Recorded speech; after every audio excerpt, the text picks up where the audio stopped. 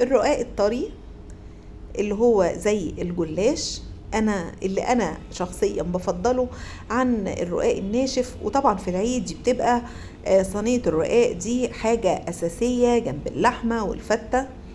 بس انا زي ما قلت لكم انا دايما بفضل اعمل الرقاق الطري او بستسهله، وبحس ان بيديني تقريبا نفس النتيجة. هنعمل النهاردة مع بعض صينية رقاق طري بكل تكاتها، ونبدأ بسم الله ونشوف معانا ايه. معايا هنا صينية متوسطة مش كبيرة ولا صغيرة، وانا عشان اشوف هتكفي الرقاق حجم الرقاقة ولا لأ، من غير ما افتح الرقاق زي ما انتوا شايفين كده بقيس من بره كده الرقاق في اي اتجاه من الصينية، طبعا لان الصينية مدورة. طالما دخل من هنا ومن هنا بعرف انها هتيجي بالظبط على قد الصينية. دي صينية مدهونة اي مادة دهنية. دي كوباية شوربة، كوباية كبيرة شوربة لحمة طبعا، وضفت عليها كوباية الا ربع لبن، ومعايا طبعا نص كوباية زبدة او سمنة على زيت اللي موجود عندك. وهنا حطيت على الشوربة باللبن نص معلقة بيكنج باودر، وحطيت فلفل اسود. وطبعا الشوربة انا محيقاها او ظبطلها يعني الحياء بتاعها. ومعايا طبعا كمية العصاج اللي هشتغل بيها. هنا كل حاجة معايا، وزي ما قلت لكم نص كوباية زبدة مسيحاها. هنا معايا عبوة الرقاق فيها 7 وحدات بالظبط. هحط النص تحت بالطريقة دي. طبعا الصينية معايا مدهونة سمنة. هحط واحدة من الرقاق بالشكل ده، وهدهن حلو قوي شوربة على لبن. وزي ما قلت لكم تبقى دافية مش سخنة، عشان لو سخنة قوي الرقاق هيتهري معايا. بدهن شوربة حلوة قوي بالفرشة. وفي طريقة تانية هوريها لكم خلال الفيديو. هحط المهم بين كل طبقة وطبقة شوربة كتير، هغرق الجناب، ومن النص تبقى الرقاقة مليانة شوربة، وبعدين سمنة.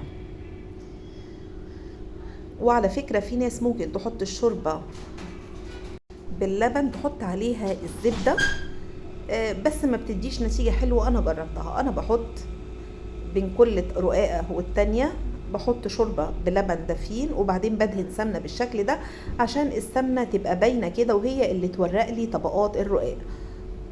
وفي طريقة تانية اهي اللي قلتلكوا عليها. الرقاقة بطبقها بالشكل ده وبغمسها كده في اللبن بالشوربة، وبرفق جدا هفردها. بس زي ما انتم شايفين مش هتستحمل. هو انا مش عارفة هو النوع ده كده ولا ايه، مش هتستحمل الحركة دي، يعني هتتكسر مني وتتقطع. فانا بحطها في الصينية زي ما انتم شفتوا، وعليها الشوربة باللبن وبعدين الزبدة. هخلص نص الطبقات. انا حطيت 4 تحت و3 فوق.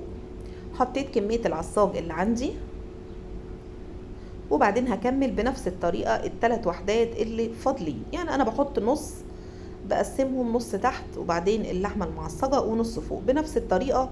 هسقي حلو قوي شوربة باللبن وبعدين الزبدة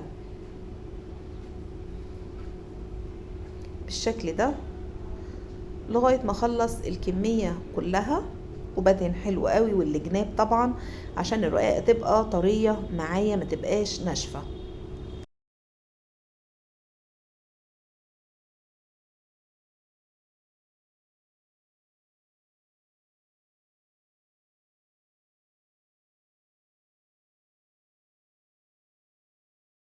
خلصت هنا الكمية كلها، وهنا هقطعها مثلثات. انا بقطعها 8 مثلثات بالشكل ده. عايزة تقطعيها بأي شكل تمام. وبعد كده هضيف كمية اللبن بالشوربة اللي فاضلة على وش الصينية كده. وعايزة اقولك البيكنج باودر اللي احنا حاطينه بيطلع الرقاق مورق وبيخليه نافش كده وبيعلى معاكي وبيبقى حلو قوي. وبعدين بعد ما حطيت كمية اللبن بالشوربة، كمية الزبدة اللي فاضلة معايا احطها برضو على الوش. انا هنا ما بحطش بيض ولا اي حاجة وبتطلع برضو وشها احمر كده. يعني انا ما بضيفش بيض. حطيت كمية الزبدة اللي فاضلة وبدهنها بوزعها على الوش كده، وبدخلها الفرن لغاية ما بوصل للنتيجة دي. بحطها في الفرن على الرف الوسطاني يعني لغاية ما تلاقي الجناب اتحمرت كده، وبعدين بدخلها تحت الشواية تاخد لون. لو الفرن عندك شغال فوق وتحت بتاخد ممكن يعني ربع ساعة تلت ساعة بس.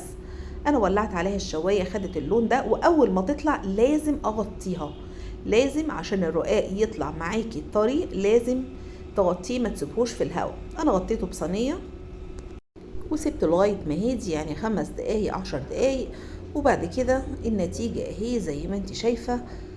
طالع مورق معايا ومستوي والوش متحمر بدون بيض. لو عايزة على الوش تضيفي برضو لو عندك معلقة قشطة لبن او اي حاجة بتحطيها بيديكي نتيجة حلوة اوي. دي كانت النتيجة. ده الرقاق الطري اللي انا بحب اعمله دايما طبعا جنب اي اكلة في العيد الكبير بالذات. ما خدش وقت وما خدش وقت في الفرن، زي ما قلت لك ربع او تلت ساعة حسب الفرن بتاعك، وبيديكي نتيجة حلوة قوي.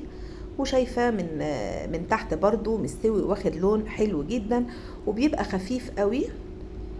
وخلاص خلص الفيديو بتاعي النهاردة، اتمنى يعجبكم واشوفكم في فيديو جديد.